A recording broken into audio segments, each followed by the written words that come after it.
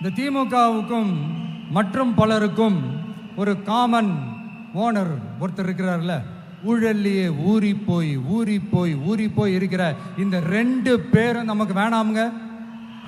ஃப்ரெஷ்ஷா ஒரு நல்லாட்சி கொடுக்கக்கூடிய, ஒரு மாற்றத்தை கொடுக்கக்கூடிய நம்மளுடைய டிவிகேவை நாம எல்லாருமா சேர்ந்து கொண்டு வருவோம்.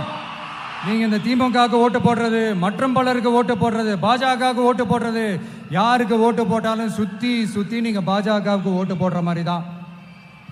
ஒட்டுமொத்த தமிழ்நாட்டு மக்களுக்கும் எதிரான ஓட்டு. நீங்க ஒன்று கவனிச்சிங்களா?